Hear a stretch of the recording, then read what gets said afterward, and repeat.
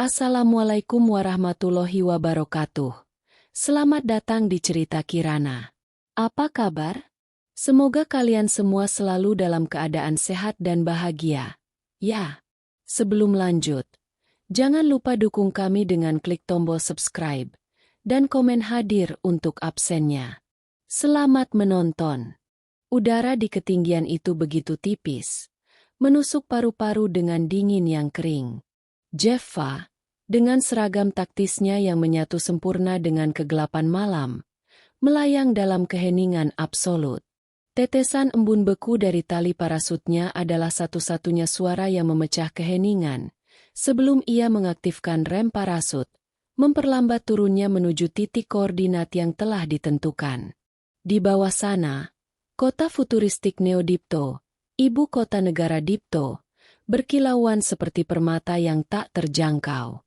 Namun, Jeffa tahu, di balik kilauan itu tersembunyi sebuah sarang ular yang mematikan. Ia adalah aset terpenting unit operasi khusus, agen terbaik yang pernah dihasilkan negara Dipto. Rekam jejaknya bersih dari kegagalan. Ia adalah hantu, bayangan, predator yang bergerak tanpa suara. Misinya kali ini, dengan Sandi, proyek Satria Hitam, adalah untuk menyusup ke laboratorium bawah tanah milik konsorsium Tuan Besar, sebuah organisasi yang dicurigai mengembangkan senjata biologis ilegal. Intelijen yang ia terima begitu solid. Setiap detailnya telah diverifikasi puluhan kali. Atau setidaknya, itulah yang ia pikirkan. Mendarat dengan lembut di atap pencakar langit, Jeffa segera bersembunyi di balik cerobong asap raksasa. Pandangan matanya menyapu sekeliling, memindai setiap sudut dengan lensa bionik di balik topengnya. Tidak ada penjaga, tidak ada sensor, tidak ada tanda-tanda alarm. Semuanya terlalu mudah. Firasat buruk mulai merayap di hatinya, sesuatu yang ia pelajari dari pengalaman bertahun-tahun. Ketika semuanya terasa terlalu sempurna, itu artinya ada sesuatu yang salah besar. Ia bergerak cepat, tanpa ragu, menuju pintu akses rahasia. Dengan menggunakan alat pemotong laser, ia menembus kunci keamanan canggih hanya dalam hitungan detik. Di dalam, lorong-lorong yang terang benderang menyambutnya, kosong dan sunyi. Jeffa terus berjalan, indranya dalam mode siaga penuh. Ia mengamati setiap bayangan, setiap pola cahaya, mencari celah atau petunjuk yang terlewat. Di dalam dirinya, Jeffa merasakan ada sesuatu yang mengawasinya. Perasaan dingin yang ia kenali dengan baik. Jebakan. Ini Kapten Jeffa, bisiknya ke mikrofon di balik topengnya.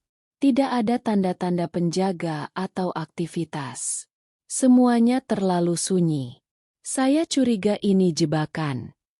Lanjutkan misi, Kapten. Jawab suara robotik dari markas pusat. Intelijen kami solid. Konsorsium Tuan Besar dikenal sangat rahasia. Mereka mungkin menggunakan teknologi siluman. Jangan lengah.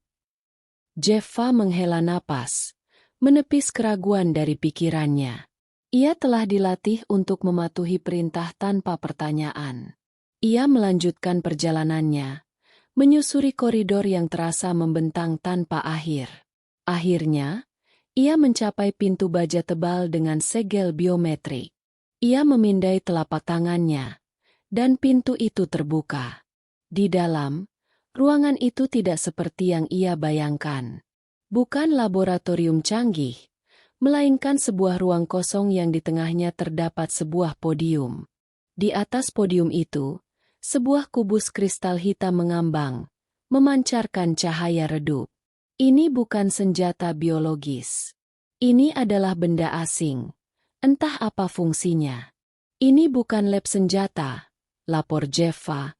Suaranya dipenuhi kebingungan. Ini hanya sebuah ruangan dengan artefak aneh di dalamnya. Mungkin ini adalah... Sebelum ia bisa menyelesaikan kalimatnya, pintu di belakangnya tertutup dengan bunyi berdebam keras. Tiba-tiba, lampu-lampu di ruangan itu berkedip dan padam. Kegelapan total menyelimuti Jeffa, dan alarm meraung di seluruh fasilitas. "Kapten, ada apa? Apa yang terjadi?" Suara markas pusat terdengar panik. "Jebakan!" teriak Jeffa. "Ini jebakan. Aku dijebak." Ia mencoba menembak pintu, tapi pelurunya hanya memantul dari permukaan baja. "Sial! Ini bukan baja biasa. Ini adalah material komposit yang kebal peluru." Ia membalikkan badan, mengeluarkan granat EMP dari sabuknya dan melemparkannya ke arah podium. Granat itu meledak, memancarkan gelombang elektromagnetik yang seharusnya melumpuhkan semua sistem elektronik. Tapi, anehnya, kubus kristal itu tidak terpengaruh. Tiba-tiba, kubus itu mulai berputar dengan cepat, memancarkan cahaya yang semakin terang. Jeffa merasakan sensasi aneh, seperti gravitasi yang menariknya dari segala arah.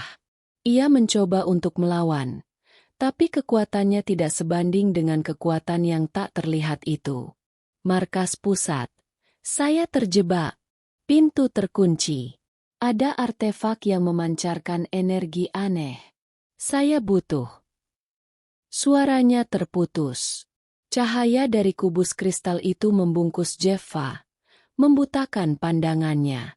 Ia merasakan sensasi yang luar biasa, seolah-olah setiap molekul dalam tubuhnya ditarik dan diregangkan secara bersamaan. Rasanya seperti dibakar, dihancurkan, dan dipecah-pecah menjadi serpihan. Sebuah rasa sakit yang tak terlukiskan. Rasa sakit yang melampaui batas yang pernah ia rasakan dalam pelatihan atau misi manapun. Ia melihat kilasan-kilasan acak dari masa lalunya. Wajah komandannya, wajah kekasihnya yang telah lama ia tinggalkan, dan wajah-wajah rekan timnya yang telah gugur. Lalu, semuanya menghilang, digantikan oleh kegelapan yang tak berujung. Ia merasa jiwanya ditarik dari tubuhnya, melayang di ruang hampa yang dingin. Ia tak bisa bernapas, tak bisa bergerak, tak bisa berpikir. Yang ada hanya sensasi kekosongan, ketiadaan, dan kehampaan yang tak berujung. Lalu, sebuah kilatan cahaya yang sangat terang muncul di depannya, diikuti oleh suara ledakan yang menggelegar. Gelombang kejut mendorongnya maju, dan ia merasa seolah-olah ia dilempar ke dalam sebuah pusaran air yang tak beraturan. Ia berputar-putar, kepalanya pusing, perutnya mual, dan ia jatuh ke dalam kegelapan sekali lagi. Ketika Jeffa sadar, ia tidak berada di lab rahasia konsorsium Tuan Besar. Ia tidak berada di Neodipto. Ia tidak berada di manapun yang ia kenal. Ia terbaring di atas tikar yang kasar, di dalam sebuah ruangan yang terbuat dari kayu dan lumpur. Udara di sekitarnya pengap dan berbau arak busuk. Kepalanya berdenyut, bukan karena luka, melainkan karena rasa pusing yang luar biasa. Ia mencoba menggerakkan tangannya, tetapi yang ia rasakan adalah mati rasa. Ia membuka matanya perlahan. Langit-langit di atasnya terbuat dari anyaman bambu dengan beberapa lubang yang membiarkan cahaya bulan menyusup masuk. Di sekelilingnya, ada perabotan kuno yang terbuat dari kayu gelap, berdebu dan usang. Ia mencoba untuk duduk, tetapi tubuhnya terasa berat dan lemah, seolah-olah ia telah tidur selama berabad-abad. Ia melihat tangannya sendiri, dan ia terkejut. Tangannya tidak lagi tegap dan kokoh, dengan bekas luka dari pertempuran. Tangannya sekarang kurus, pucat, dan gemetar. Kuku-kukunya kotor dan panjang. Ia melihat ke tubuhnya, dan ia melihat seorang pria yang mengenakan pakaian yang lusuh dan robek, bukan seragam taktisnya. Pakaian itu berbau arak dan keringat. Ia menyentuh wajahnya, dan ia merasakan janggut yang kasar dan kotor. Ia meraba rambutnya, yang panjang dan tidak terawat. "Apa-apa yang terjadi?" bisiknya, suaranya serak dan asing. Ia bangkit dari tikar dengan susah payah, dan berjalan ke arah sebuah baskom berisi air yang kotor. Ia melihat pantulan wajahnya di permukaan air, dan ia nyaris berteriak. Wajah itu bukan wajahnya. Wajahnya yang dulunya tegas dan bersih, kini digantikan oleh wajah seorang pria tua, kurus, dengan mata merah dan lingkaran hitam yang tebal. Wajah yang dipenuhi dengan penyesalan, kelelahan, dan kehancuran. Ia mencengkram kepalanya, mencoba untuk memahami apa yang terjadi. Otaknya terasa seperti sirkuit yang korslet. Ingatan-ingatan asing mulai menyerbu pikirannya. Suara dadu yang dilempar, tawa teman-teman judi, tumpukan utang yang tak terbayar, dan wajah-wajah yang penuh kebencian. Ia menyadari bahwa ia tidak hanya berpindah tempat, tetapi juga berpindah tubuh. Ia telah meninggalkan tubuhnya yang kuat dan terlatih, dan masuk ke dalam tubuh seorang pria yang tidak dikenal. Namun, yang lebih mengejutkan, ia merasakan bahwa pria ini, pemilik tubuh asli ini, adalah seorang penjudi yang bangkrut. Tidak mungkin, bisiknya. Tidak mungkin. Ia mencoba untuk mengingat misi terakhirnya, dan rasa sakit yang luar biasa melanda kepalanya. Kilasan-kilasan dari laboratorium konsorsium Tuan Besar kembali, tetapi mereka bercampur dengan kilasan-kilasan baru, wajah-wajah yang menangis, suara-suara yang memohon, dan ancaman-ancaman dari para penagih utang. Jeffa merasakan keputusasaan pemilik tubuh asli ini, penyesalannya, dan ketakutannya. Ia tidak bisa kembali. Ia terperangkap. Ia adalah Jeffa, agen terbaik di negara Dipto, tetapi sekarang ia adalah orang lain. Ia terperangkap dalam tubuh seorang pecandu yang tidak berharga, yang hidupnya penuh dengan kehancuran. Ia tidak tahu bagaimana atau mengapa hal ini terjadi. Yang ia tahu hanyalah, ia telah jatuh dari puncak tertinggi, ke dasar jurang yang paling dalam. Jeffa duduk kembali di tikar, memejamkan mata, mencoba untuk mengendalikan dirinya. Instingnya sebagai agen memberitahunya untuk tetap tenang, untuk menganalisis situasi, untuk mencari jalan keluar. Tapi hatinya merasa hancur. Ia telah kehilangan segalanya. Identitasnya, misinya, hidupnya. Ia tidak lagi Jeffa yang dikenal. Ia hanyalah sebuah bayangan dari dirinya yang dulu. Dan sekarang, ia harus menghadapi konsekuensi dari kehidupan yang bukan miliknya. Sinar matahari pagi yang malu-malu menyelinap masuk melalui celah-celah dinding kayu, membangunkan Jeffa dari tidurnya yang singkat. Ia tidak tidur dalam arti sebenarnya, melainkan hanya memejamkan mata, pikirannya terus berputar, mencoba memahami situasi absurd yang menimpanya. Udara pagi yang seharusnya sejuk, terasa pengap dan berat, dipenuhi dengan aroma arak basi dan debu yang tebal. Ia mencoba menggerakkan kakinya, dan rasa nyeri dari sendi-sendi yang kaku melanda. Ia menyadari bahwa tubuh baru ini telah mengalami penyiksaan yang luar biasa. Ia bangkit dari tikar, dan pandangannya menyapu seisi ruangan. Rumah ini jauh dari kata layak. Dindingnya terbuat dari anyaman bambu dan lumpur, dengan atap yang bocor di beberapa tempat. Perabotan yang ada hanya beberapa kursi kayu yang reot dan meja makan yang dipenuhi dengan debu. Di sudut ruangan, sebuah tungku arang yang sudah lama tidak terpakai bersaksi betapa dingin dan laparnya rumah ini. "Ayah?" Suara yang lembut dan takut-takut itu membuat Jeffa menoleh. Di ambang pintu, berdiri seorang gadis muda. Rambutnya dikepang dengan sederhana, dan matanya memancarkan rasa takut. Pakaiannya lusuh, tetapi ia terlihat bersih. Di belakangnya, berdiri 3 gadis lainnya. Semuanya terlihat ketakutan. Jeffa menyadari bahwa ini adalah putrinya. Mereka tidak memanggilnya dengan kasih sayang, tetapi dengan nada yang penuh ketakutan. Ini membuat Jeffa mengerti seberapa buruk reputasi pemilik tubuh asli ini. Ia tidak membalas panggilan itu. Ia hanya menatap mereka satu persatu.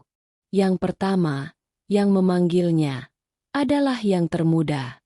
Wajahnya mungil dan terlihat polos, tetapi matanya menunjukkan kedewasaan yang tak wajar. Yang kedua terlihat lebih tua, dengan mata yang tajam dan sikap yang penuh kewaspadaan. Yang ketiga, dengan wajah yang lembut, terlihat paling rapuh dan ketakutan. Dan yang terakhir, yang paling tua, dengan rambut panjang dan wajah yang paling cantik, menatapnya dengan penuh kebencian dan kekecewaan. "Apa yang ayah mau?" tanya si sulung. Suaranya dingin. Jeffa membuka mulutnya, tetapi ia tidak tahu harus berkata apa. Ia tidak bisa memanggil mereka, "Anakku," karena ia tidak mengenal mereka. Ia merasa asing dan terasing dari mereka. Ia hanya bisa menatap mereka, mencoba membaca emosi di mata mereka. Ia melihat luka, ketakutan, dan kebencian. Ia juga melihat keputusasaan. "Kami tidak punya uang," kata gadis sulung itu, seolah-olah sudah membaca pikiran Jeffa. "Dan kami sudah memasak semua yang ada. Tidak ada yang tersisa untuk ayah." Jeffa memahami. Mereka mengira ia akan menagih uang dari mereka untuk berjudi. Ia menghela napas, dan sensasi memar di dadanya muncul. Ia menyadari bahwa tubuh ini telah mengalami banyak pukulan. Tidak hanya dari luar, tetapi juga dari dalam. Perasaan bersalah dan penyesalan yang mendalam dari pemilik tubuh asli itu masih melekat, dan ia bisa merasakannya. Aku tidak butuh uang," kata Jeffa. Suaranya serak. Ia tidak terbiasa berbicara seperti ini, dengan nada yang begitu lembut. Gadis-gadis itu terkejut. Mereka saling pandang, tidak percaya. Ayah mereka tidak pernah berbicara dengan nada seperti itu. Ia selalu berteriak, memukul, dan menuntut. "Pergilah ke dapur," kata Jeffa lagi. "Aku hanya butuh waktu sendiri." Mereka menurut, perlahan-lahan. Mereka berjalan mundur. Mata mereka masih tidak lepas dari Jeffa. Mereka terlihat seperti segerombolan kelinci yang ketakutan di depan seekor serigala yang aneh. Setelah mereka pergi, Jeffa duduk di lantai. Ia mencoba memilah-milah ingatan yang bercampur aduk. Ia menemukan bahwa pemilik tubuh ini bernama Li Feng, seorang pria yang dulunya adalah penjaga hutan. Ia adalah seorang yang kuat dan berani, tetapi ia kehilangan segalanya karena kecanduan judi. Ia telah menjual semua yang ia miliki, dan sekarang ia berutang besar kepada rentenir yang kejam. Li Feng memiliki seorang istri yang meninggal karena sakit, meninggalkan keempat putri mereka sendirian. Li Feng menyalahkan dirinya sendiri atas kematian istrinya, dan ia tenggelam dalam perjudian sebagai cara untuk melarikan diri dari kesedihan. Ia menjadi kejam dan jahat, dan ia mulai memukul dan memarahi anak-anaknya.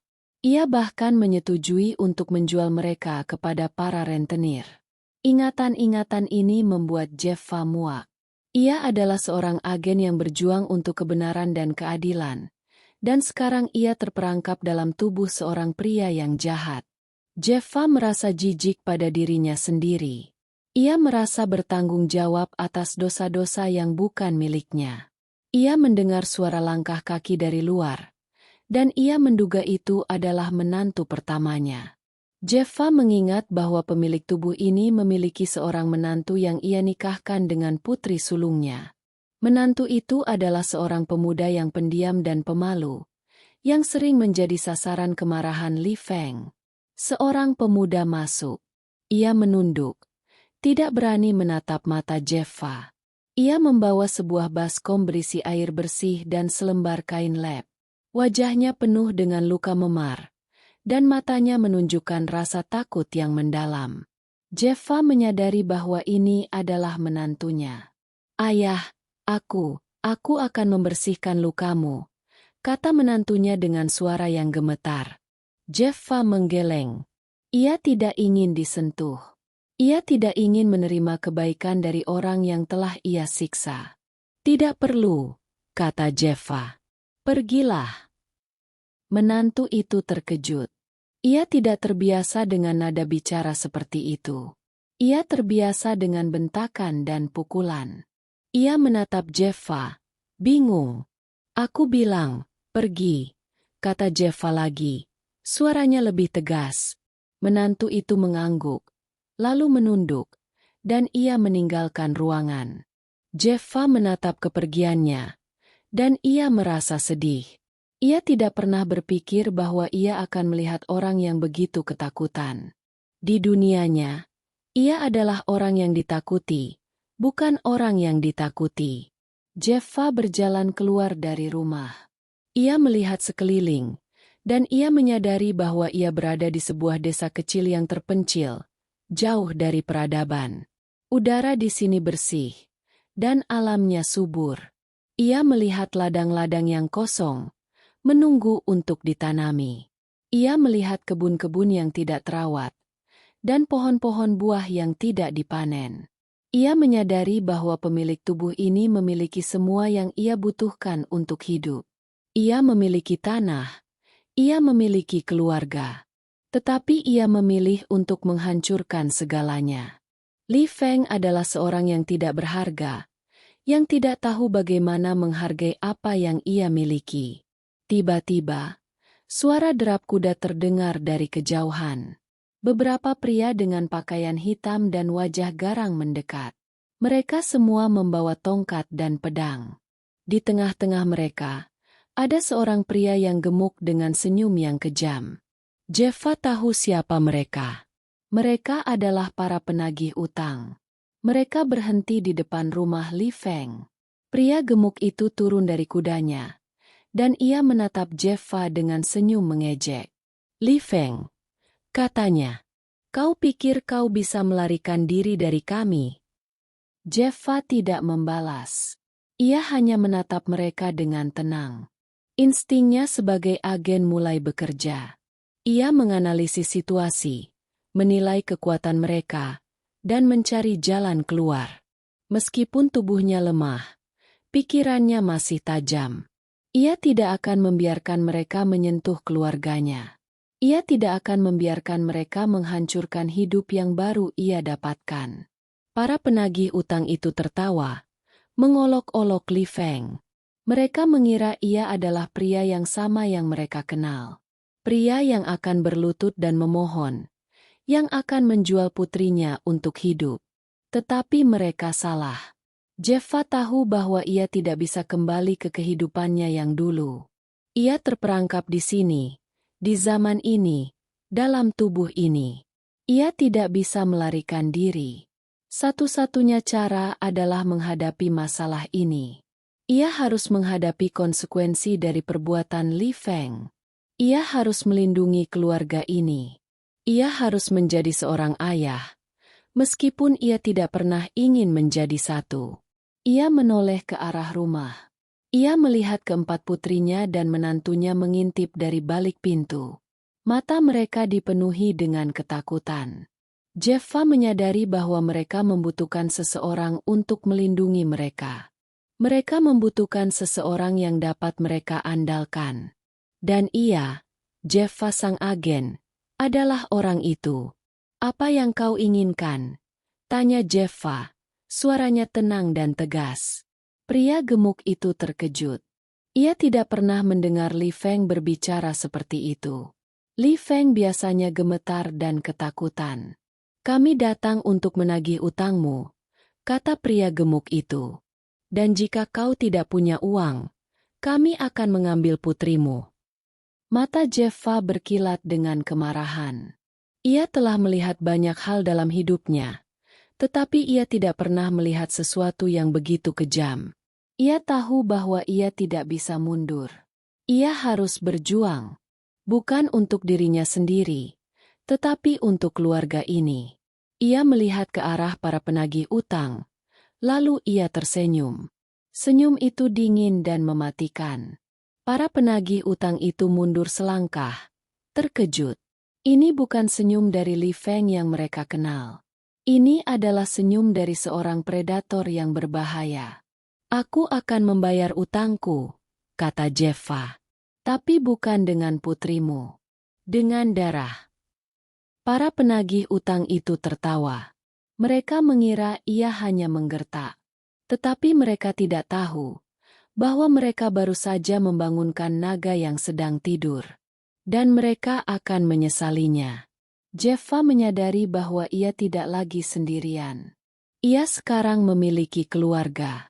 Dan ia, Jeffa, akan melindungi mereka dengan segala cara yang ia miliki. Tawa sinis dari pria gemuk itu bergema di halaman rumah yang sunyi, memecah ketegangan yang mencekam. Tangan besarnya menunjuk ke arah Jeffa, yang berdiri tegak dan tenang. Apa katamu? Darah? Jangan melucu. Li Feng. Kami bukan badut di sirkus. Teriaknya. Tawanya semakin keras. Kau pikir kau bisa menakut-nakuti kami dengan omongan kosong? Berikan putrimu atau kami akan menghancurkan rumah ini sampai tak bersisa. Pria gemuk, yang dikenal dengan nama Tuan Jenggot, adalah kepala dari sekelompok rentenir yang dikenal kejam. Ia memiliki reputasi buruk di seluruh desa dan selalu mendapatkan apa yang ia mau. Di belakangnya, berdiri 4 anak buahnya yang bertubuh besar dan berotot, masing-masing memegang tongkat kayu yang tebal. Wajah mereka penuh dengan seringai, siap untuk menimbulkan kekacauan. Jeffa, bagaimanapun, tidak bergeming. Ia tidak pernah menghadapi musuh yang begitu transparan dan sombong. Instingnya sebagai agen rahasia mengamati setiap gerakan, setiap otot yang tegang, dan setiap celah dalam formasi mereka. Dalam benaknya, ia sudah menyusun rencana untuk mengalahkan mereka dalam hitungan detik. Tubuh barunya memang lemah, tetapi ingatannya, pengetahuannya, dan refleksnya masih setajam dulu. Tuan Jenggot, suara Jeffa terdengar tenang, kontras dengan kegaduhan di sekelilingnya. Jangan biarkan emosi menguasai dirimu. Jika aku bisa membayar utang, kau akan mendapatkan apa yang kau mau. Jika tidak, maka kita bisa menyelesaikan ini dengan caramu. Tuan Jenggot terkejut dengan ketenangan Jeffa.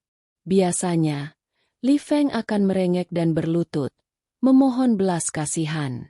Perubahan sikap ini membuatnya curiga. Kau pikir kau bisa menipu kami?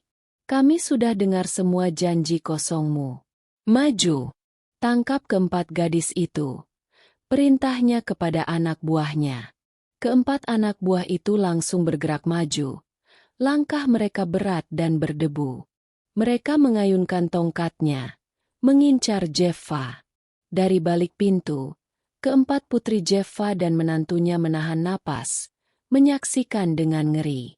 Mereka sudah membayangkan pemandangan mengerikan yang akan terjadi, di mana ayah mereka dipukuli habis-habisan, dan mereka harus menanggung akibatnya. Namun, yang terjadi selanjutnya membuat mereka terkejut. Saat anak buah pertama mengayunkan tongkatnya ke arah kepala Jeffa, Jeffa tidak mundur. Ia hanya menggeser badannya sedikit ke samping, menghindari serangan itu dengan presisi yang luar biasa. Tongkat itu meleset, dan dengan gerakan yang cepat, Jeffa mencengkeram pergelangan tangan anak buah itu, memelintirnya dengan kekuatan minimal. Anak buah itu menjerit kesakitan, dan tongkatnya terlepas dari tangannya. Jeffa mengambil tongkat itu, lalu dengan gerakan memutar, ia menggunakannya untuk menyapu kaki anak buah yang lain. Kedua anak buah itu jatuh, satu dengan pergelangan tangan yang terkilir, yang lain dengan kaki yang terhantam tongkat. Gerakan Jeffa begitu halus dan efisien, seolah-olah ia sedang menari. Tubuhnya yang kurus dan lemah, bergerak dengan kecepatan yang tak terduga. Anak buah ketiga, yang terkejut, mencoba menyerang dari samping. Ia mengayunkan tongkatnya secara horizontal, bertujuan untuk memukul rusuk Jeffa. Namun, Jeffa membungkuk, menghindari serangan itu dengan mudah. Ia lalu mengangkat tongkat di tangannya, memukul pergelangan tangan anak buah itu dengan cepat. Anak buah itu berteriak kesakitan, dan tongkatnya jatuh. Jeffa lalu memukul lehernya dengan cepat, membuatnya pingsan. 3 anak buahnya sudah tumbang dalam hitungan detik. Yang tersisa hanya anak buah terakhir, yang berdiri tertegun. Ia tidak pernah melihat sesuatu seperti ini. Li Feng yang pecundang tiba-tiba berubah menjadi seorang ahli bela diri yang mematikan. Anak buah itu mundur ketakutan, dan ia tidak berani menyerang. Tuan Jenggot, yang menyaksikan semuanya, melebarkan matanya dengan tidak percaya. Ia telah melihat Li Feng dipukuli berkali-kali. Ia tahu betapa lemahnya pria ini. Ia tidak bisa memahami apa yang terjadi. Ia mencengkeram pedangnya, yang tersembunyi di balik jubahnya. "Sihir! Kau pasti menggunakan sihir!" teriak Tuan Jenggot. Wajahnya memerah karena marah dan ketakutan. Jeffa tidak menjawab. Ia hanya berjalan perlahan ke arah Tuan Jenggot, dengan tongkat di tangannya. Setiap langkahnya penuh dengan niat, dan mata Tuan Jenggot melebar ketakutan. Ia telah melihat betapa mematikannya pria ini. Ia tidak tahu apa yang harus ia lakukan. "Tunggu! Tunggu!" teriak Tuan Jenggot. Tangannya gemetar. "Kita bisa bicara. Jangan mendekat." Jeffa tidak peduli. Ia terus berjalan, dan ia tidak berhenti sampai ia berada di depan Tuan Jenggot. Ia menatap mata pria itu dengan tatapan yang dingin, tatapan yang pernah melihat kematian berkali-kali. Tuan Jenggot merasa seolah-olah jiwanya akan diambil. Ia menjatuhkan pedangnya, berlutut, dan mulai memohon. "Ampuni aku, Li Feng. Aku tidak tahu bahwa kau sekuat ini. Aku tidak akan menagih utangmu lagi. Aku bersumpah," teriaknya. Air mata mengalir dari matanya. Jeffa mengangkat tongkatnya, dan ia melihat ke arah putrinya yang mengintip dari balik pintu. Ia harus memberi mereka pelajaran yang akan mereka ingat seumur hidup. "Dengarkan aku baik-baik, Tuan Jenggot," kata Jeffa. Suaranya rendah dan mematikan. "Aku akan membayar utangku. Tapi bukan sekarang. Pergi dari sini, dan jangan pernah kembali tanpa uangku. Jika kau berani menyentuh keluargaku, aku bersumpah, aku akan membuatmu menyesal seumur hidupmu." Tuan Jenggot mengangguk ketakutan. Wajahnya pucat. Ia bangkit dari lututnya, dan ia lari secepat mungkin, meninggalkan anak buahnya yang pingsan. Anak buah yang lain, yang ketakutan, mengangkat teman-temannya yang pingsan dan lari dari desa itu. Mereka tidak pernah kembali ke desa itu lagi. Setelah mereka pergi, keheningan yang mencekam kembali menyelimuti halaman rumah. Jeffa berdiri di sana, napasnya memburu. Tubuhnya terasa sakit, tetapi ia tidak peduli. Ia hanya memikirkan satu hal. Ia telah melindungi keluarganya. Ia berbalik, dan ia melihat keempat putrinya dan menantunya berdiri di ambang pintu, menatapnya dengan mata yang lebar. Mereka tidak tahu apa yang harus mereka katakan. Mereka tidak pernah melihat ayah mereka bertarung seperti itu. Mereka tidak pernah melihatnya sekuat itu, seberani itu. "Masuklah ke dalam," kata Jeffa. Suaranya kembali lembut. Tidak ada lagi yang perlu ditakutkan. Mereka menurut. Masuk ke dalam rumah. Jeffa berjalan masuk, dan ia duduk di kursi kayu. Ia melihat keempat putrinya duduk di seberangnya, menatapnya. Mata mereka masih dipenuhi dengan rasa tidak percaya. Menantunya, yang berdiri di belakang mereka, juga menatapnya dengan penuh kebingungan. "Ayah, siapa ayah sebenarnya?" tanya putri sulungnya. Suaranya gemetar. Jeffa tidak bisa menjawab. Ia tidak bisa mengatakan bahwa ia adalah seorang agen rahasia yang telah melintasi waktu. Ia hanya bisa tersenyum.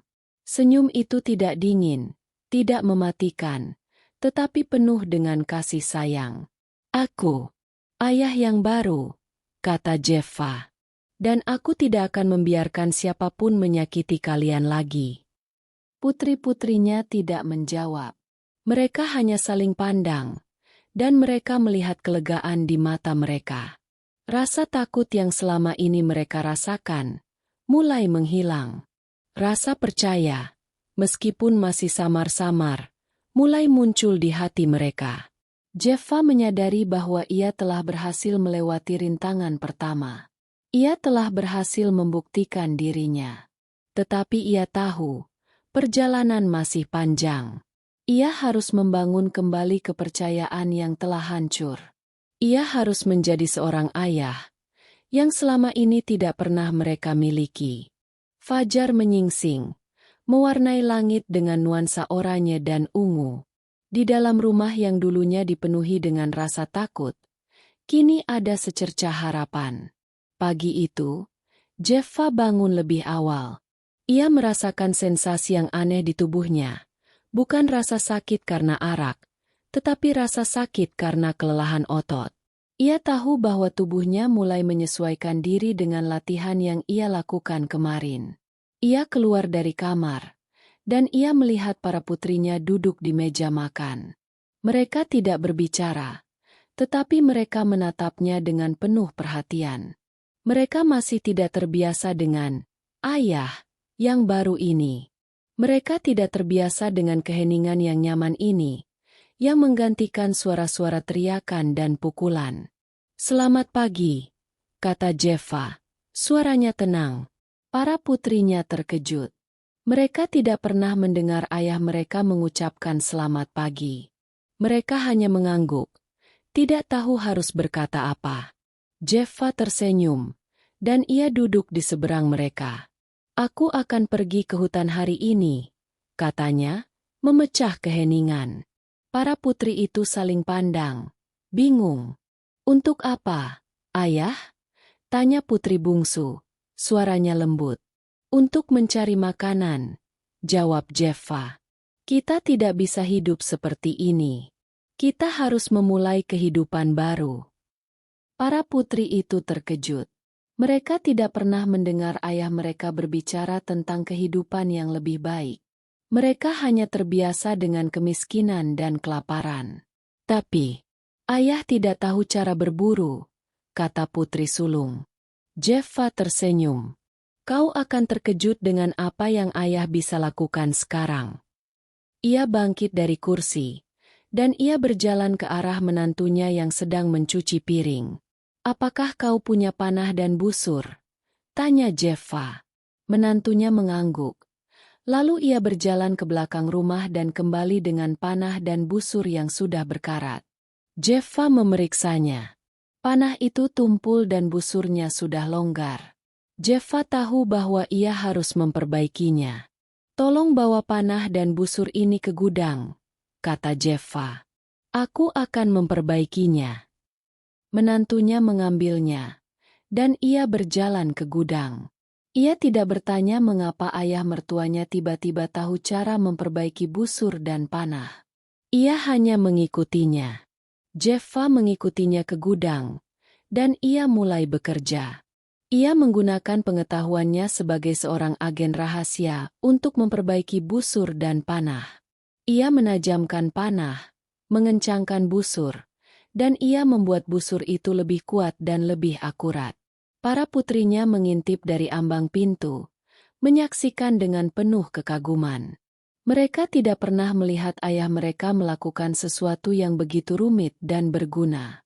Mereka hanya terbiasa melihatnya bermain judi dan mabuk-mabukan. Setelah selesai, Jeffa mengambil busur dan panah itu, dan ia kembali ke rumah. Ia duduk di meja makan, dan ia menatap para putrinya. "Aku tahu bahwa kalian tidak percaya padaku," katanya. Suaranya lembut. "Aku tahu bahwa aku telah membuat kalian menderita. Tapi percayalah padaku, aku tidak akan membuat kalian menderita lagi. Aku akan melindungi kalian, dan aku akan membuat kalian bahagia." Putri-putrinya tidak tahu harus berkata apa. Kata-kata ini sangat asing bagi mereka. Mereka hanya menatapnya. Mata mereka dipenuhi dengan air mata. "Apakah ayah benar-benar akan berubah?" tanya putri kedua. Suaranya dipenuhi dengan keraguan. Jeffa mengangguk. "Aku bersumpah. Aku akan mengubah hidup kita. Kita akan menjadi keluarga yang bahagia dan makmur. Ia bangkit dari kursinya, dan ia menatap keluar jendela.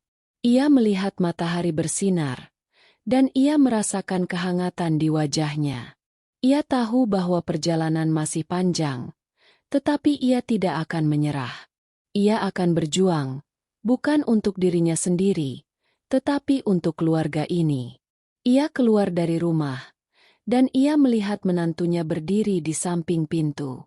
"Aku akan pergi ke hutan," kata Jeffa. "Kau bisa ikut, jika kau mau." Menantunya mengangguk, dan ia mengikuti Jeffa. Mereka berjalan ke arah hutan, dan mereka tidak berbicara. Jeffa merasakan bahwa menantunya masih takut padanya, tetapi ia tidak peduli. Ia tahu bahwa ia harus memenangkan kepercayaannya. Di hutan, Jeffa dan menantunya berjalan berjam-jam. Jeffa mengajarinya cara berburu, cara melacak jejak hewan, dan cara menggunakan panah dan busur. Ia melihat bahwa menantunya adalah seorang yang pintar, tetapi ia tidak pernah memiliki kesempatan untuk belajar. Jeffa merasakan bahwa ia akan menjadi seorang murid yang baik. Mereka berdua berjalan kembali ke rumah, dan mereka membawa seekor kelinci dan seekor burung. Para putri itu menunggu di depan rumah, dan mereka melihat ayah mereka kembali dengan menantunya. Mereka melihat bahwa ayah mereka tidak lagi mabuk, dan bahwa ia telah membawa makanan. Mereka semua duduk di meja makan, dan mereka memakan makanan yang telah dimasak. Itu adalah makanan terbaik yang pernah mereka makan. Mereka tidak pernah merasakan makanan yang begitu enak. Mereka semua makan dengan lahap, dan mereka tidak berbicara. Setelah selesai, Jeffa melihat ke arah para putrinya, dan ia melihat senyum di wajah mereka. Mereka tidak lagi takut. Mereka tidak lagi sedih. Mereka mulai melihat ayah mereka sebagai seseorang yang dapat mereka andalkan. Jeffa tersenyum, dan ia tahu bahwa ia telah berhasil melewati rintangan kedua. Ia telah berhasil mendapatkan kepercayaan mereka. Ia tahu bahwa perjalanan masih panjang, tetapi ia tidak akan menyerah. Ia akan menjadi seorang ayah yang baik. Ia akan mengubah hidup mereka. Ia melihat ke arah putrinya, dan ia berkata, "Aku akan pergi ke hutan besok, tapi kali ini, aku akan pergi sendirian. Aku akan berburu sesuatu yang besar." Para putri itu saling pandang, bingung. "Apa yang ayah maksud?" tanya putri sulung. Jeffa tersenyum, dan ia berkata, "Aku akan berburu harimau. Dan aku akan menggunakan uangnya untuk melunasi utang kita." Para putri itu terkejut. Mereka tidak bisa mempercayai apa yang mereka dengar. Ayah mereka, seorang penjudi yang lemah, tiba-tiba menjadi seorang pahlawan. "Ayah, itu terlalu berbahaya," kata putri bungsu. Suaranya gemetar. "Jangan khawatir," kata Jeffa. "Ayah akan kembali dengan selamat. Dan ketika ayah kembali, kita akan memulai hidup baru. Kita akan menjadi keluarga yang bahagia." Ia melihat ke arah para putrinya, dan ia melihat harapan di mata mereka. Ia tahu bahwa ia tidak bisa mundur. Ia harus melakukannya. Untuk mereka, ia harus menjadi seorang pahlawan. Udara pagi di hutan terasa lembab dan dingin, menusuk hingga ke tulang. Kabut tebal menyelimuti pepohonan raksasa, menciptakan pemandangan surrealis yang terasa sunyi dan menakutkan. Di tengah hutan, Jeffa bergerak tanpa suara, seperti bayangan. Pakaiannya yang sederhana dan lusuh, tidak menghalangi gerakannya yang lincah dan terukur. Di bahunya, tergantung busur panah yang telah ia perbaiki, dan di tangannya, sebuah tombak kayu yang ia raut sendiri semalam. Matanya tajam, memindai setiap sudut, setiap ranting yang patah, dan setiap jejak yang tersembunyi di tanah. Jeffa merasakan adrenalin yang akrab mengalir di nadinya.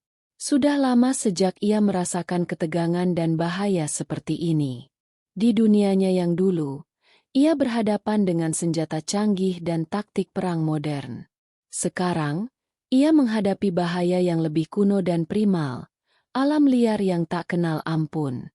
Misinya kali ini bukan untuk menaklukkan musuh negara, tetapi untuk menaklukkan seekor harimau, binatang buas yang menjadi legenda di desa-desa terdekat. Bagi para penduduk, harimau itu adalah makhluk mistis yang tidak dapat dikalahkan. Bagi Jeffa, harimau itu adalah tantangan terakhir, ujian terakhir untuk membuktikan dirinya kepada keluarganya dan dirinya sendiri. Ia mengikuti jejak kaki harimau yang besar dan jelas di lumpur. Jejak itu mengarah ke dalam hutan yang lebih dalam dan lebih gelap. Jeffa tahu bahwa ia semakin dekat. Firasatnya sebagai agen rahasia berteriak bahwa bahaya sudah dekat. Ia memperlambat langkahnya. Setiap gerakan diperhitungkan. Setiap tarikan napas diatur. Ia memasuki wilayah kekuasaan predator. Dan ia harus menjadi predator yang lebih baik. Setelah berjalan selama berjam-jam, Jeffa menemukan sebuah gua kecil di bawah tebing. Udara di sekitarnya terasa berat, dipenuhi dengan bau binatang buas yang kuat. Ia tahu bahwa ini adalah sarang harimau. Ia tidak tergesa-gesa. Ia mengamati gua itu dari kejauhan, mencari celah, kelemahan, atau petunjuk lain yang dapat ia gunakan. Ia melihat ada tulang-tulang binatang yang berserakan di depan gua, bukti dari kekuatan dan kebuasan penghuninya. Ia mengeluarkan panah dan busurnya, dan ia memasang panah itu dengan hati-hati. Tangannya stabil, meskipun ia bisa merasakan denyut jantungnya yang berdebar kencang. Ia tahu bahwa ia tidak memiliki kesempatan kedua. Panah pertama harus tepat sasaran. Ia menghela napas, menenangkan dirinya, dan ia membidik ke arah gua itu. Tiba-tiba, suara gemuruh menggelegar dari dalam gua, diikuti oleh langkah kaki yang berat. Seekor harimau besar, dengan bulu oranye yang cerah dan garis-garis hitam yang menakutkan, keluar dari gua. Matanya yang kuning bersinar di kegelapan, dan taringnya yang panjang terlihat jelas. Harimau itu menatap Jeffa, dan ia mengaum. Aumannya menggetarkan pohon-pohon di sekitarnya. Jeffa tidak panik. Ia telah dilatih untuk menghadapi situasi yang lebih menakutkan. Ia tahu bahwa ia tidak bisa mengalahkan harimau itu dengan kekuatan. Ia harus menggunakan kecerdasannya. Ia membidik ke arah harimau itu, dan ia melepaskan panahnya. Panah itu melesat cepat, tetapi harimau itu bereaksi lebih cepat.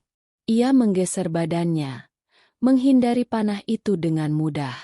Panah itu hanya menancap di pohon di belakangnya. Harimau itu mengaum lagi, dan ia berlari ke arah Jeffa.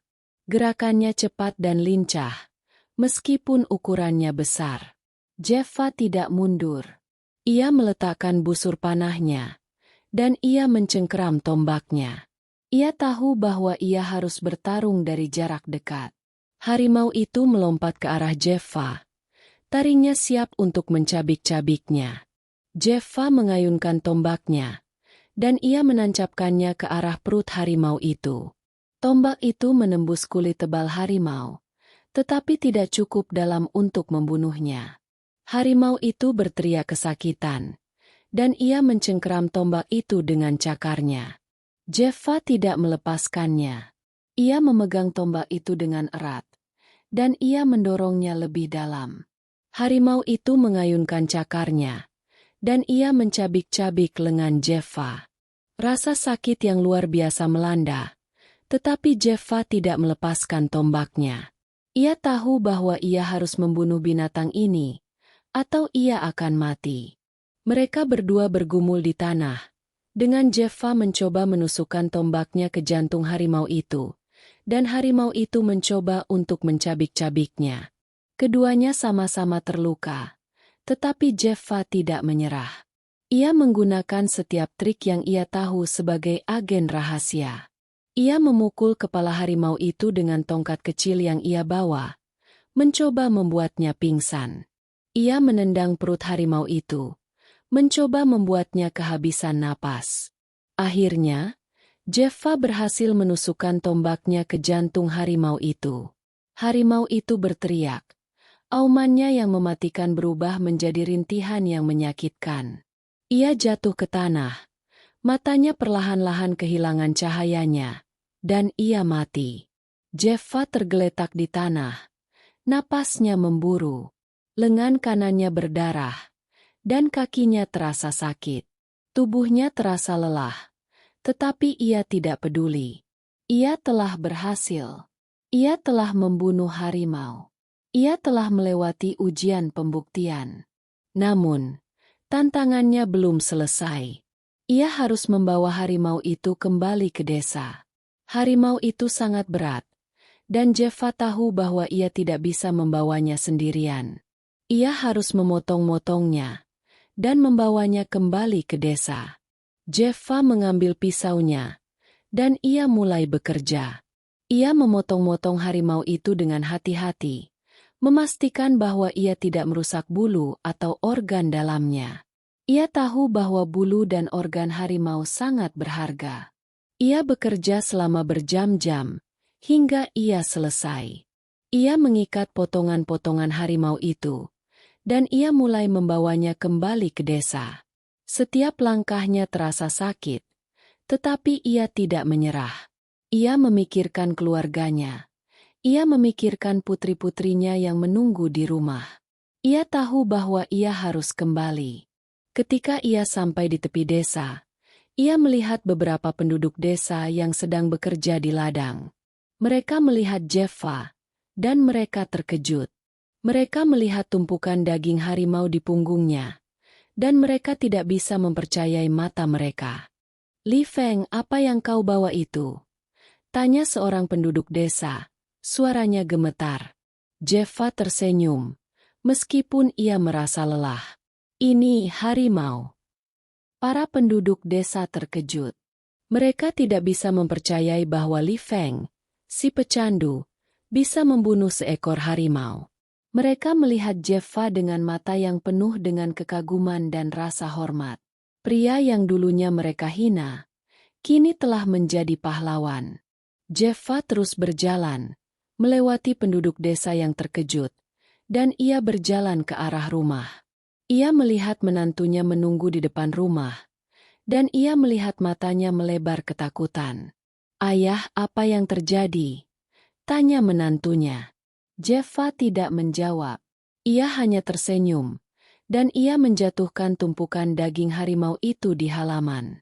Menantunya mendekat, dan ia melihat harimau itu. Ia tidak bisa mempercayainya. Ia melihat luka-luka di tubuh Jeffa, dan ia menyadari bahwa ayah mertuanya telah mempertaruhkan nyawanya untuk mereka. "Ayah!" bisik menantunya. Jeffa tidak berkata apa-apa. Ia hanya menepuk bahu menantunya, dan ia masuk ke dalam rumah. Ia melihat keempat putrinya menunggu di ruang tamu, dan mereka melihat harimau itu dari jendela. Mata mereka penuh dengan air mata. Mereka tidak bisa mempercayainya. Ayah mereka benar-benar melakukannya. Ia telah membunuh harimau. Ia telah membuktikan dirinya. Minggu-minggu berlalu sejak Jeffa berhasil membunuh harimau dan melunasi semua utang keluarga. Rumah mereka tidak lagi sunyi dan mencekam. Dinding-dinding kayu yang dulu berbau arak kini dipenuhi dengan aroma masakan hangat dan tawa renyah.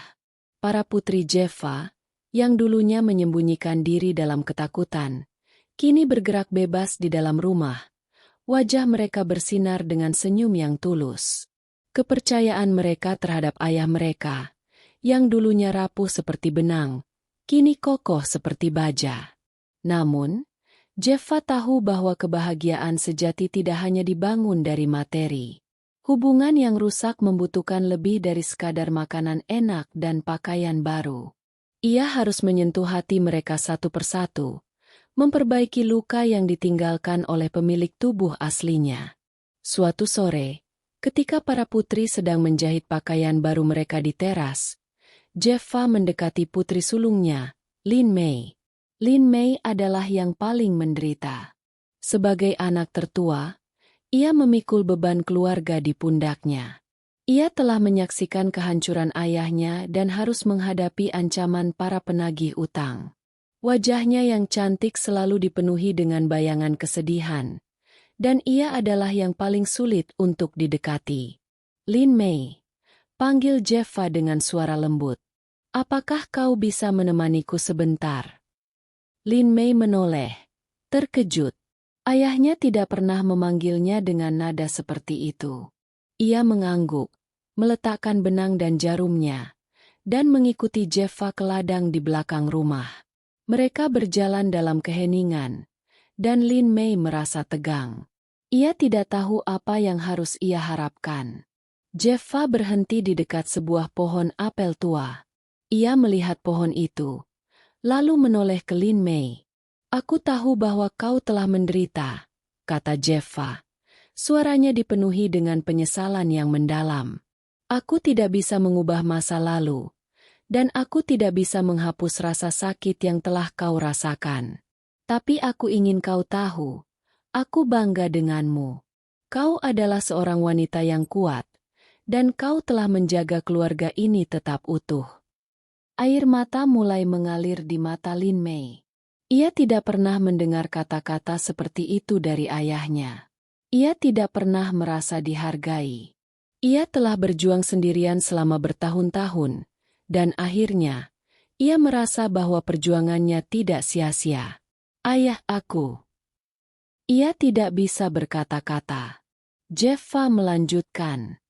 Kau memiliki hati yang besar, dan kau memiliki jiwa yang kuat. Kau pantas mendapatkan kebahagiaan. Aku berjanji, aku akan melakukan segalanya untuk memastikan bahwa kau bahagia. Lin Mei tidak bisa menahan tangisnya. Ia jatuh berlutut di depan Jeffa, dan ia memeluk lututnya. Ia menangis, dan ia melepaskan semua rasa sakit yang telah ia pendam selama bertahun-tahun. Jeffa memeluknya, dan ia membiarkannya menangis. Ia tahu bahwa ini adalah momen yang sangat penting bagi Lin Mei.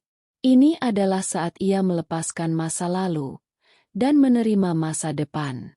Setelah tangisnya mereda, Lin Mei mendongak. Matanya yang basah menatap Jeffa dengan penuh kasih. Keesokan harinya, Jeffa mendekati putri keduanya, Lin Hua. Lin Hua adalah yang paling skeptis. Ia adalah seorang yang realistis, yang tidak percaya pada janji-janji kosong. Ia adalah yang paling sulit untuk dibujuk. Jeffa tahu bahwa ia harus menunjukkan kepadanya, bukan hanya dengan kata-kata, tetapi dengan tindakan. Lin Hua, panggil Jeffa. Aku butuh bantuanmu. Lin Hua datang. Wajahnya penuh dengan keraguan. Ada apa, ayah? Jeffa membawanya ke gudang. Di dalamnya, terdapat sebuah mesin penggiling gandum tua yang sudah berkarat. Mesin itu tidak berfungsi selama bertahun-tahun, dan para penduduk desa menganggapnya tidak berguna. Bisakah kau membantuku memperbaikinya? Tanya Jeffa. Lin Hua terkejut. Ia adalah seorang yang cerdas, dan ia tertarik pada hal-hal mekanis. Tetapi ia tidak pernah diizinkan untuk menyentuh mesin-mesin itu. Jeffa memberinya perkakas, dan ia mulai bekerja. Jeffa mengajarinya cara membersihkan karat, cara mengganti bagian-bagian yang rusak, dan cara melumasi roda-roda. Lin Hua adalah seorang yang sangat cepat belajar. Ia menyerap setiap kata yang Jeffa katakan, dan ia bekerja dengan antusias. Dalam beberapa jam, mesin itu kembali berfungsi. Suara mesin itu, yang sudah lama tidak terdengar, kini bergema di seluruh desa. Lin Hua menatap Jeffa. Matanya bersinar dengan kegembiraan. Ia tidak lagi skeptis. Ia melihat bahwa ayahnya tidak hanya kuat, tetapi juga pintar dan berpengetahuan luas. Ia melihat bahwa ayahnya memiliki bakat yang luar biasa. Ia merasa bangga pada dirinya sendiri, dan ia merasa bangga pada ayahnya. Ayah, bagaimana ayah bisa tahu semua ini? Tanya Lin Hua.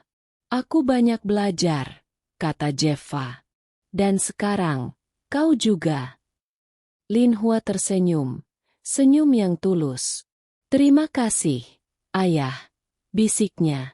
Setelah itu, Jeffa menghabiskan waktu dengan putri ketiganya, Lin Fen. Lin Fen adalah yang paling rapuh. Ia adalah seorang yang sensitif, yang sering menangis. Ia sering menjadi korban dari kemarahan Li Feng, dan ia memiliki luka emosional yang mendalam. Jeffa membawanya ke kebun bunga di belakang rumah. Kebun itu dipenuhi dengan bunga-bunga liar, dan Jeffa duduk di tanah, melihat keindahan alam. Lin Fen, panggil Jeffa, suaranya lembut. Kau tahu, kau adalah bunga yang paling indah di antara mereka. Lin Fen terkejut. Ia tidak pernah mendengar kata-kata yang begitu indah dari ayahnya. Ia duduk di sampingnya, dan ia melihat ke arah bunga-bunga itu. Ayah aku. Ia tidak bisa berkata-kata. Kau adalah orang yang paling sensitif di antara mereka, kata Jeffa. Itu bukan kelemahan. Itu adalah kekuatan. Kau bisa merasakan apa yang orang lain rasakan, dan kau bisa melihat keindahan dalam hal-hal kecil. Kau adalah jiwa yang paling murni di antara mereka. Lin Fen menangis.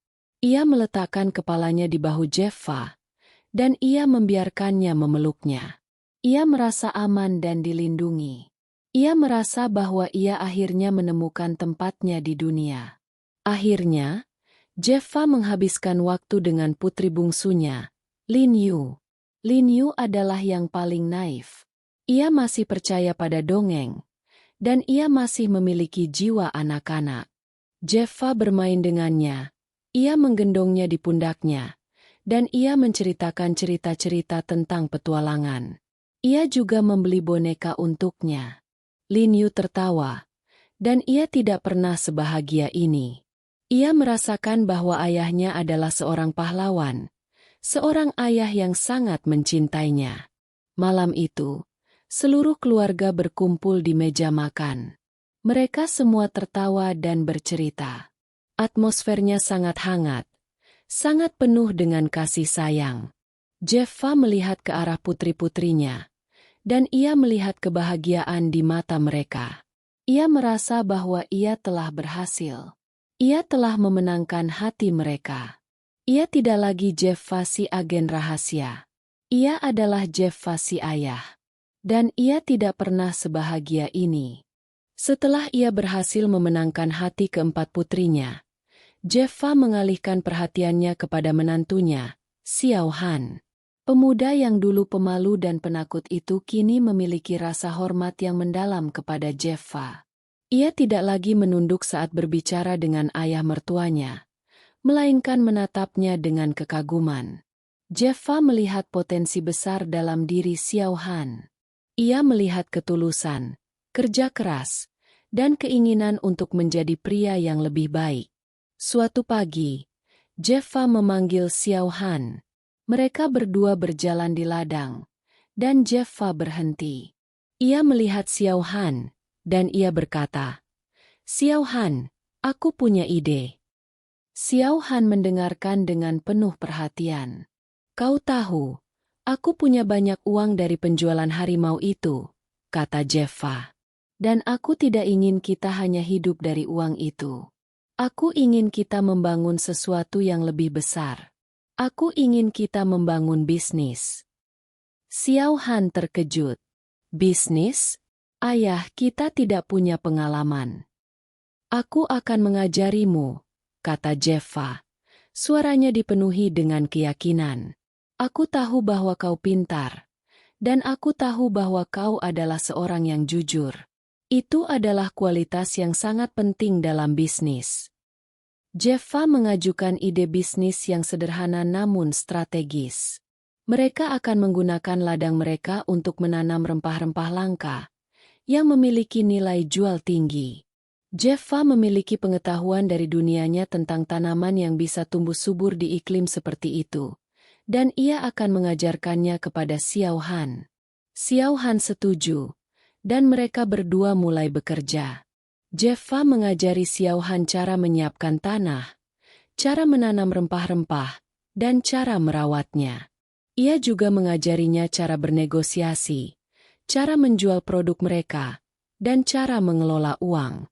Mereka berdua bekerja dari pagi hingga malam. Xiao Han adalah seorang yang sangat cepat belajar. Ia menyerap setiap kata yang Jeffa katakan, dan ia bekerja dengan antusias. Ia tidak lagi pemalu. Ia sekarang seorang yang percaya diri, yang berani berbicara dengan orang lain, dan yang berani mengambil risiko. Suatu hari, mereka pergi ke pasar di kota untuk menjual rempah-rempah pertama mereka. Mereka membawa rempah-rempah itu ke pasar, dan mereka menyebarkannya di atas meja. Para pedagang lain melihat mereka, dan mereka menertawakan mereka. Mereka menganggap mereka bodoh, karena rempah-rempah yang mereka jual tidak umum di daerah itu. "Apa yang kalian jual ini?" tanya seorang pedagang. Suaranya dipenuhi dengan cemoohan. "Aku tidak pernah melihat rempah-rempah seperti ini. Kalian pasti bodoh." Xiao Han merasa malu, dan ia ingin mundur. Tetapi Jeffa tidak mundur. Ia melihat pedagang itu, dan ia berkata, "Rempah-rempah ini adalah rempah-rempah langka. Mereka memiliki rasa yang luar biasa, dan mereka memiliki manfaat kesehatan yang luar biasa. Jika kau tidak ingin membelinya, silakan. Aku yakin ada orang lain yang lebih pintar darimu." Pedagang itu terkejut. Ia tidak pernah mendengar Li Feng berbicara seperti itu. Ia melihat rempah-rempah itu, dan ia menciumnya. Baunya luar biasa. "Berapa harganya?" tanya pedagang itu. Jeffa menyebutkan harga yang sangat tinggi. Pedagang itu terkejut, tetapi ia tidak bisa menolak. Ia melihat kualitas rempah-rempah itu, dan ia tahu bahwa ia akan mendapatkan keuntungan besar jika ia menjualnya. Pedagang itu setuju, dan ia membeli semua rempah-rempah mereka. Jeffa dan Xiao Han tersenyum. Mereka telah berhasil. Mereka kembali ke desa, dan mereka membawa uang yang sangat besar. Mereka membelikan hadiah untuk para putri, dan mereka merayakan kesuksesan mereka. Malam itu, Jeffa dan Xiao Han duduk di teras, melihat ke langit. Xiao Han merasa sangat bangga. Ia tidak pernah merasa begitu berharga. Ia tidak pernah merasa begitu kuat. "Ayah, terima kasih," kata Xiao Han. Suaranya dipenuhi dengan rasa syukur. "Ayah telah mengubah hidupku." Jeffa tersenyum. "Kau telah mengubah hidupmu sendiri," katanya. "Aku hanya memberimu kesempatan. Kau memiliki potensi, Xiao Han, dan kau harus menggunakannya untuk kebaikan." Xiao Han mengangguk. Ia tidak lagi takut. Ia tidak lagi pemalu. Ia sekarang seorang pria yang percaya diri, yang tahu bahwa ia bisa mencapai segalanya jika ia bekerja keras. Ia melihat ke arah ayah mertuanya, dan ia menyadari bahwa ia telah menemukan seorang mentor, seorang teman, dan seorang ayah. Usaha rempah-rempah yang dimulai Jeffa dan Xiao Han berkembang pesat. Mereka tidak hanya menjual di pasar desa, tetapi juga menjalin hubungan dengan pedagang-pedagang besar di kota-kota tetangga. Kualitas rempah-rempah mereka tak tertandingi, dan cerita tentang mantan penjudi yang berubah menjadi pengusaha sukses menyebar luas, menarik perhatian banyak orang. Namun, kesuksesan seringkali mengundang kecemburuan. Di desa itu, ada seorang pria kaya bernama Tuan Gao, yang merupakan mantan teman judi Li Feng. Tuan Gao adalah seorang yang licik dan serakah. Ia tidak bisa menerima kenyataan bahwa Li Feng, yang dulunya pecundang, kini telah melampaui kekayaannya. Ia merasa terhina, dan ia bersumpah untuk menghancurkan bisnis Jeffa. Tuan Gao mulai menyebarkan rumor-rumor jahat. Ia mengatakan bahwa Jeffa menggunakan sihir untuk menumbuhkan rempah-rempah yang luar biasa, dan bahwa ia telah menjual jiwanya kepada iblis. Ia juga menyuap beberapa penduduk desa untuk menyabotase ladang rempah-rempah Jeffa, merusak tanaman, dan mencemari tanah. Suatu pagi, Jeffa dan Xiao Han menemukan ladang mereka hancur. Tanaman-tanaman yang mereka tanam dengan susah payah kini layu dan mati. Mereka berdua sangat marah, tetapi Jeffa tetap tenang. Ia tahu bahwa ini adalah ulah Tuan Gao. "Ayah, apa yang harus kita lakukan?" tanya Xiao Han. Suaranya dipenuhi dengan keputusasaan. Jeffa tersenyum. "Kita tidak akan menyerah, Xiao Han. Kita akan memulainya dari awal. Tapi kali ini, kita akan lebih pintar." Jeffa, dengan pengetahuannya sebagai agen rahasia, memasang jebakan-jebakan kecil di sekeliling ladang. Ia membuat alarm-alarm sederhana dari tali dan kaleng, dan ia memasang kamera-kamera rahasia yang terbuat dari material alami. Ia juga menyewa beberapa pemuda desa untuk menjadi penjaga, membayar mereka dengan gaji yang adil. Pada malam hari, Tuan Gao mengirim anak buahnya untuk menyabotase ladang Jeffa lagi. Tetapi kali ini, mereka tidak berhasil. Alarm-alarm itu berbunyi, dan para penjaga berhasil menangkap mereka. Mereka membawa anak buah itu ke hadapan Jeffa, yang menunggu di depan rumahnya. "Apa yang kau inginkan dari kami?" tanya Jeffa. Suaranya dingin dan menusuk. "Mengapa kau ingin menghancurkan kami?" Anak buah itu gemetar ketakutan. Mereka tidak pernah melihat mata yang begitu dingin. Mereka mengatakan bahwa mereka diperintahkan oleh Tuan Gao. Mereka juga mengatakan bahwa Tuan Gao iri dengan kekayaan Jeffa, dan ia ingin menghancurkannya. Jeffa mengangguk. Ia tidak terkejut. Ia telah menghadapi banyak musuh yang lebih berbahaya daripada Tuan Gao. Ia tahu bahwa ia tidak bisa menghukum mereka, tetapi ia harus membuat Tuan Gao membayar atas perbuatannya. "Pergi dari sini," kata Jeffa kepada anak buah itu.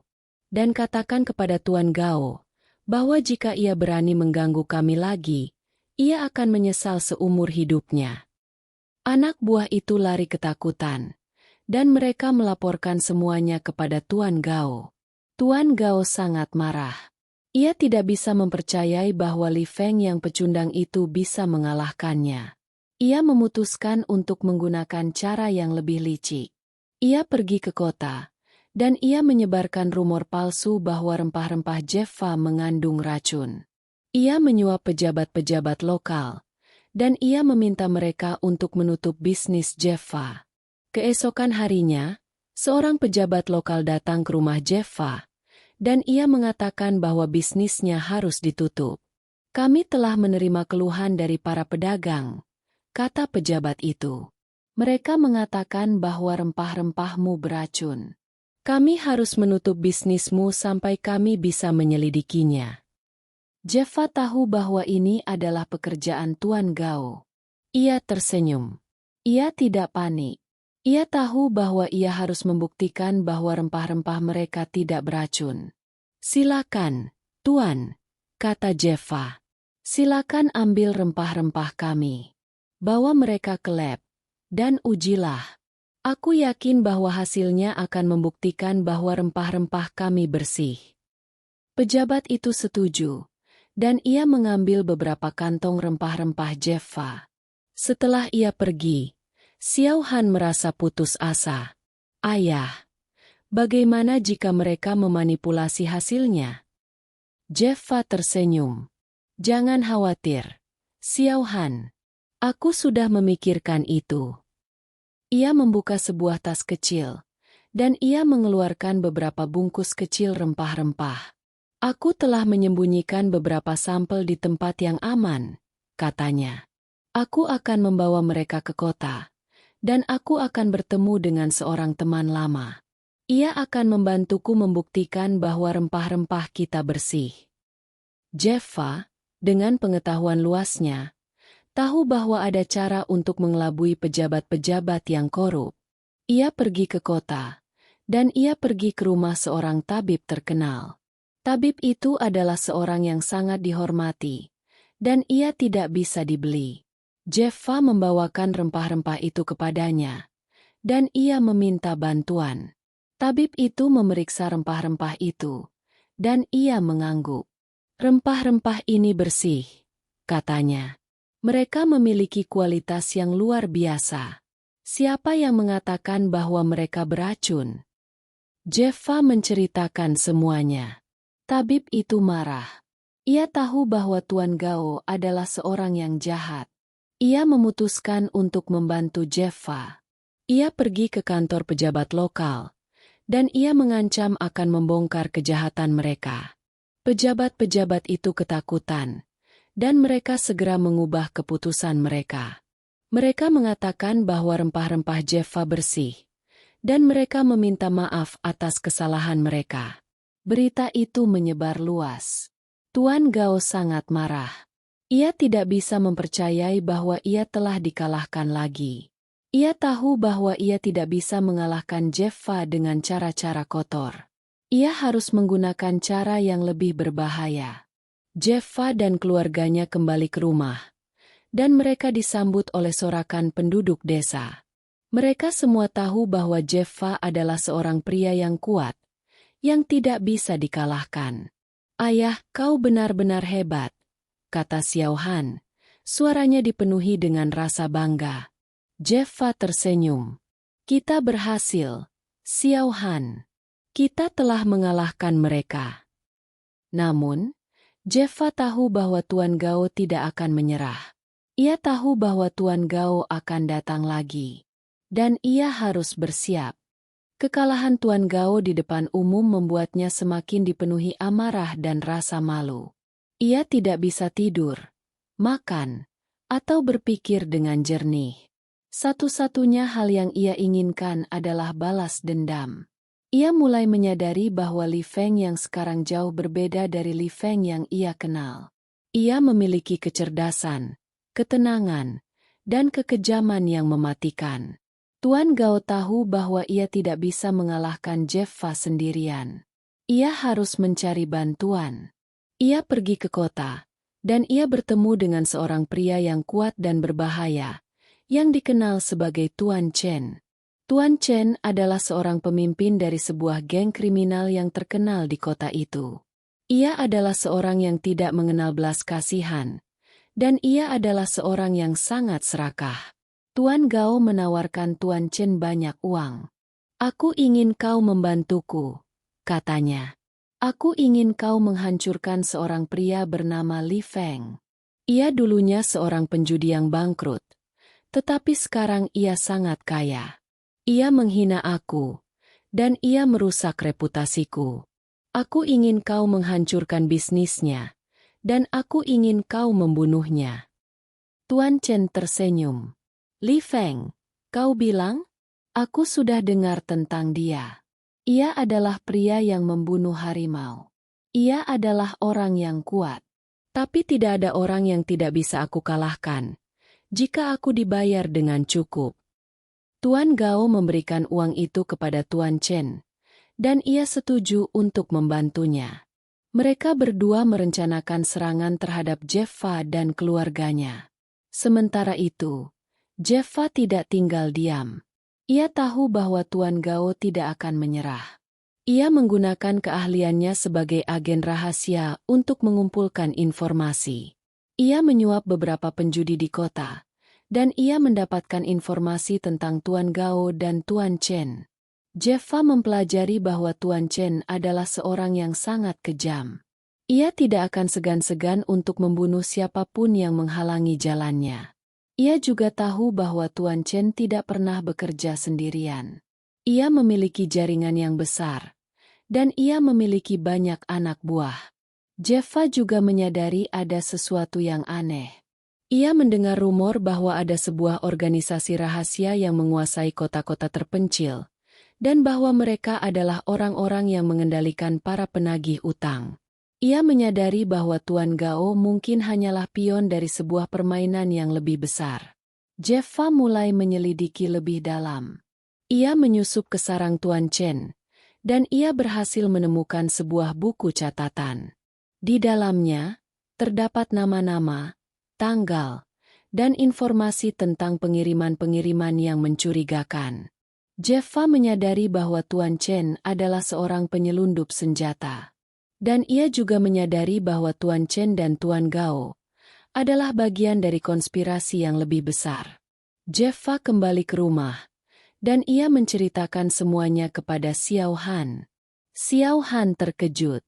Ia tidak bisa mempercayai bahwa ayah mertuanya bisa mengetahui semua hal ini. Ia tidak bisa mempercayai bahwa mereka telah terlibat dalam sebuah konspirasi yang begitu berbahaya. "Ayah, apa yang harus kita lakukan?" tanya Xiao Han, suaranya gemetar. "Kita tidak akan menyerah," kata Jeffa. "Kita akan melawan mereka. Tapi kita tidak bisa melawan mereka sendirian. Kita butuh bantuan." Jeffa pergi ke kantor tabib yang membantunya. Ia menceritakan semuanya, dan ia meminta bantuannya. Tabib itu, yang adalah seorang yang jujur dan baik hati, setuju untuk membantunya. Ia tahu bahwa ia harus melawan kejahatan. Mereka berdua mulai merencanakan serangan. Mereka mengumpulkan bukti-bukti, dan mereka mencari sekutu-sekutu yang kuat. Mereka menemukan bahwa ada beberapa pejabat lokal yang jujur, yang juga ingin menghentikan Tuan Chen. Mereka semua setuju untuk bekerja sama. Malam itu, Tuan Chen dan Tuan Gao menyerang rumah Jeffa. Mereka membawa puluhan anak buah, dan mereka mengepung rumah itu. Mereka semua membawa pedang dan tombak. Mereka sangat siap. Jeffa, Xiao Han, dan para putrinya menunggu di dalam rumah. Mereka semua merasa takut, tetapi mereka tetap tenang. Mereka tahu bahwa mereka tidak sendirian. Mereka tahu bahwa ada orang-orang yang akan membantu mereka. Pintu rumah diketuk dengan keras. "Li Feng, keluar dari sana!" teriak Tuan Chen. "Kau tidak bisa melarikan diri dariku." Jeffa membuka pintu, dan ia keluar. Ia tidak membawa senjata apapun. Ia hanya berdiri di sana, dengan tenang. "Aku tidak melarikan diri," kata Jeffa. "Aku hanya menunggu." Tuan Chen tertawa. Ia mengira Jeffa adalah seorang yang bodoh. Ia mengira Jeffa akan menyerah. Tetapi ia salah. "Apa yang kau tunggu?" tanya Tuan Chen. "Tunggu kematianmu." Tiba-tiba, suara derap kaki terdengar dari kejauhan. Para pejabat lokal dan tabib, bersama dengan beberapa penduduk desa yang berani, datang. Mereka semua membawa pedang dan panah. Mereka semua siap untuk bertarung. Tuan Chen dan Tuan Gao terkejut. Mereka tidak bisa mempercayai mata mereka. Mereka tidak menyangka bahwa Li Feng memiliki begitu banyak sekutu. "Tuan Chen," kata tabib itu, suaranya tegas. "Kau telah melakukan kejahatan. Kau akan ditangkap." Tuan Chen marah. Ia tidak akan menyerah. Ia tahu bahwa ia akan kalah, tetapi ia akan berjuang. "Bunuh mereka semua!" teriak Tuan Chen. Para anak buah Tuan Chen berlari ke arah para penduduk desa. Pertarungan sengit dimulai. Jeffa tidak tinggal diam.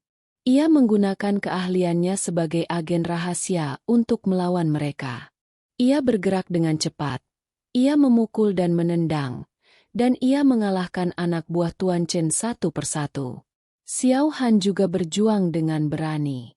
Ia menggunakan pedang yang telah diberikan Jeffa kepadanya, dan ia melawan anak buah Tuan Chen dengan kekuatan dan keberanian. Pada akhirnya, Tuan Chen dan Tuan Gao kalah. Mereka ditangkap, dan mereka dibawa ke penjara.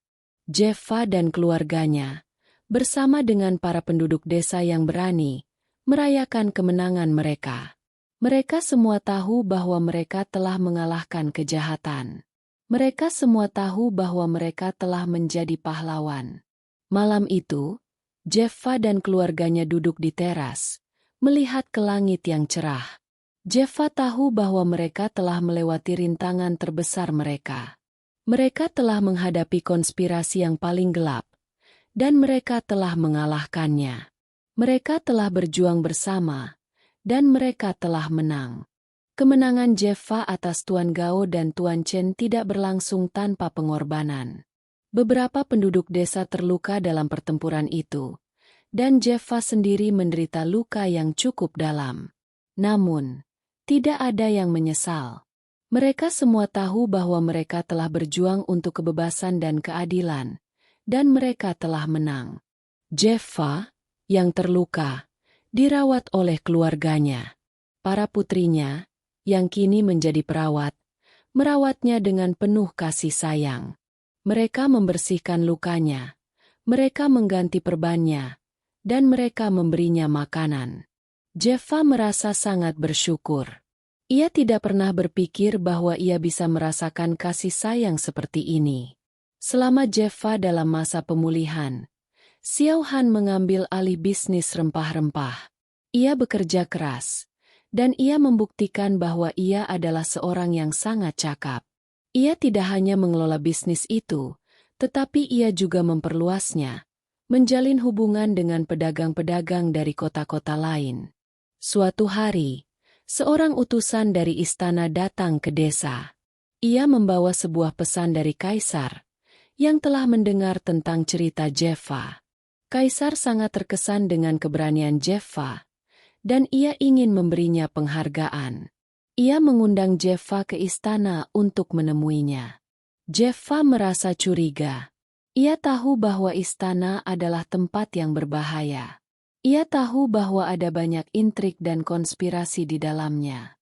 Ia tidak ingin pergi ke sana. Ayah, ini adalah kesempatan emas, kata putri sulungnya, Lin Mei. Ayah akan menjadi orang penting. Kita akan menjadi keluarga yang kaya dan terhormat. Aku tidak peduli dengan kekayaan dan kehormatan, kata Jeffa. Aku hanya ingin hidup dengan damai bersama kalian. Namun, Jeffa tahu bahwa ia tidak bisa menolak undangan itu. Ia tahu bahwa jika ia menolaknya, itu akan menyinggung kaisar, dan itu akan membawa masalah bagi mereka. Ia memutuskan untuk pergi. Ia pergi ke istana, dan ia bertemu dengan kaisar. Kaisar adalah seorang pria yang tua, tetapi ia memiliki mata yang tajam. Ia menatap Jeffa, dan ia tersenyum. Aku telah mendengar tentang dirimu, Jeffa, kata kaisar. Kau adalah seorang pria yang sangat berani. Kau telah membunuh seekor harimau, kau telah mengalahkan para penjahat, dan kau telah mengubah hidupmu sendiri. Kau adalah contoh yang baik bagi semua orang. Kaisar menawarkan Jeffa sebuah jabatan penting di istana. Ia ingin Jeffa menjadi seorang jenderal yang akan memimpin pasukannya. Jeffa menolak. Ia tidak ingin kembali ke kehidupan yang penuh dengan kekerasan. Ia hanya ingin hidup dengan damai. Kaisar terkejut. Mengapa kau menolaknya?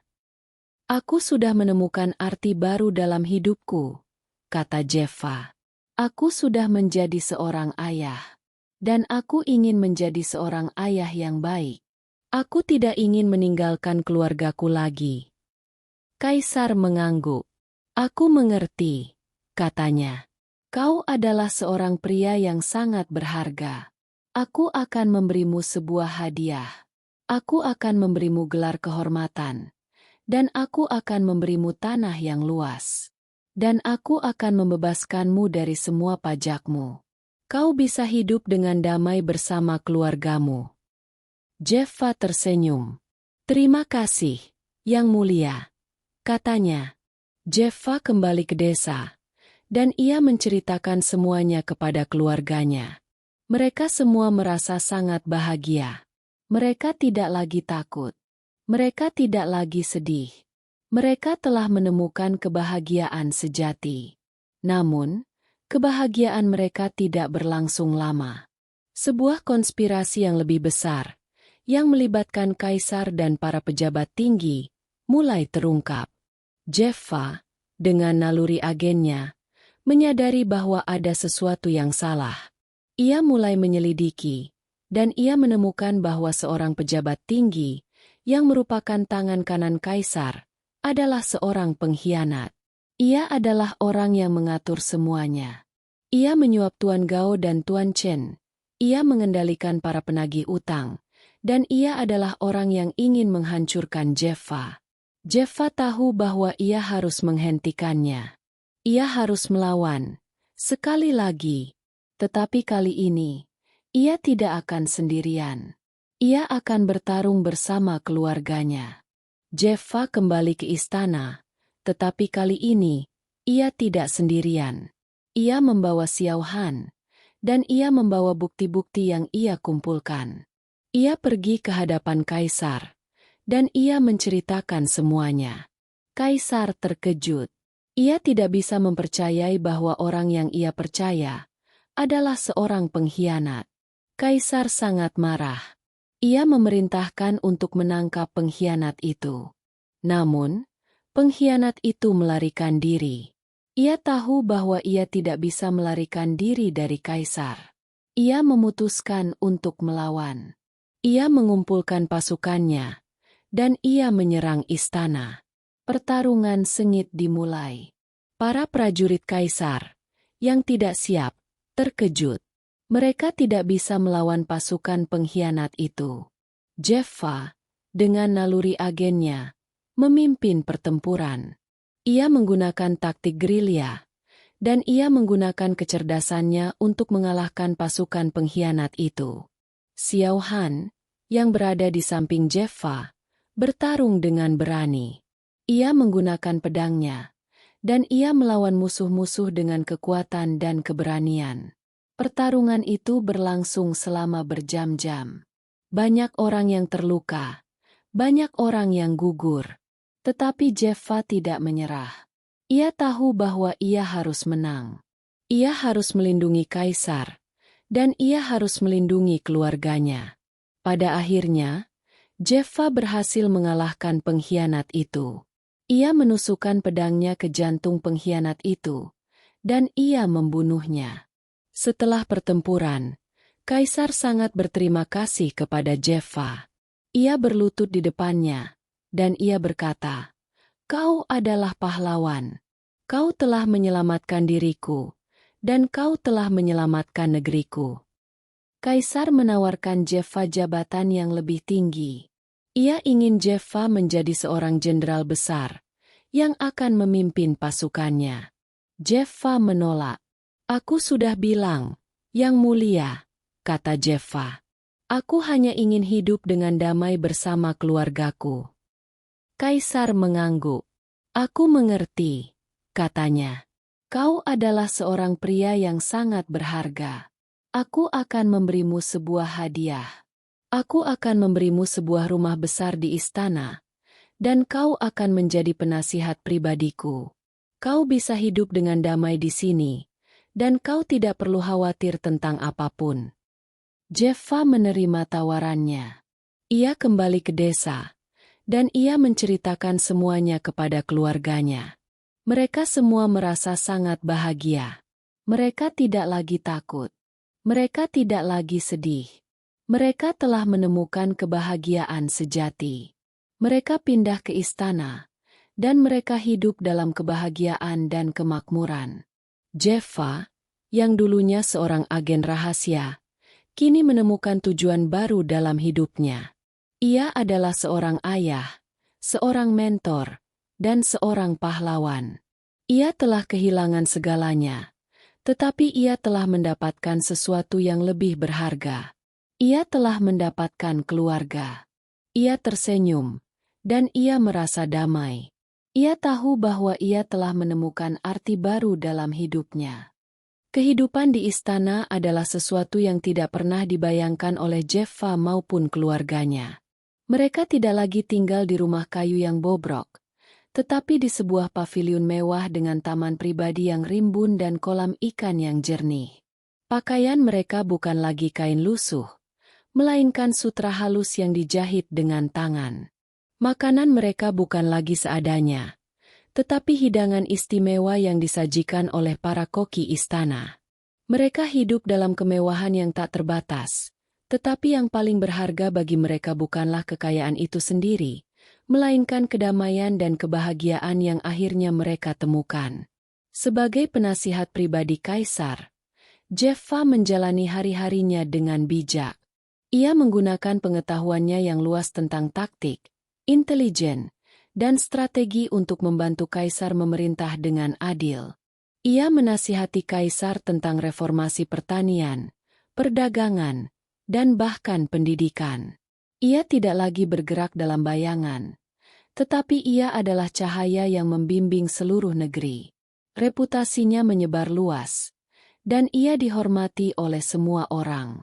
Namun, semua kemewahan dan kehormatan itu tidak mengubah Jeffa.